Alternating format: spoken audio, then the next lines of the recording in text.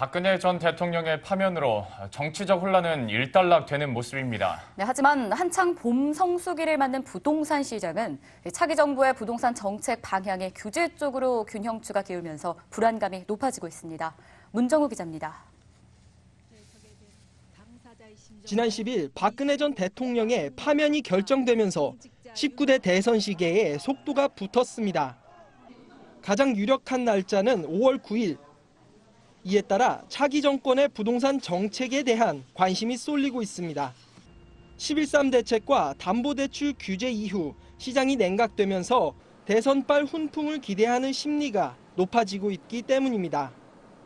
하지만 당선권에 가까운 야권 후보들은 부동산 정책을 경기부양책으로 활용해서는 안 된다는 입장을 보이고 있어 훈풍을 기대하기 어려울 것으로 보입니다. 안희정 충남도지사는 경기부양을 위해 부동산 시장을 이용했다가 차기 정부에 부담을 주는 일이 많았는데 이런 우를 되풀이하면 안 된다고 말했습니다. 문재인 더불어민주당 전 대표는 세제 개편에 초점을 맞췄습니다.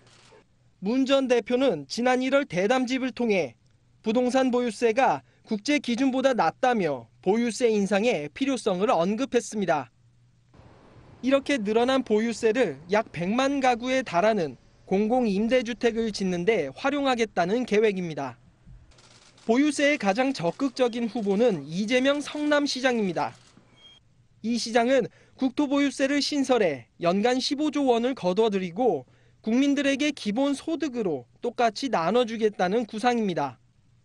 여기에 범야권에서는 연 임대료의 상승을 5%로 제한하는 전월세 상한제, 임차인의 요구에 따라 임대차 계약을 1회 갱신할 수 있는 계약갱신 청구권 등도 검토되고 있습니다.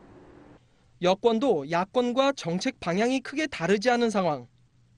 남경필 경기도지사나 유승민 바른정당 의원은 부동산을 통한 경기 부양에 부정적이라는 맥락을 같이 하고 있습니다. 새로운 정부가 어떠한 정책 변수를 가져오냐에 따라서 하반기에 주택시장에 상승 압력을 줄 수도 있고 오히려 하방 압력을 줄 수도 있기 때문에 새로운 내각의 정부 정책이 굉장히 중요해질 수 있고요. 국내 부동산 시장은 공급 과잉 논란에 금리 인상까지 거론되면서 고전을 면치 못하는 상황. 차기 정권의 부동산 정책 기조가 더욱 중요해지는 시점입니다. 머니투데이 방송 문정우입니다.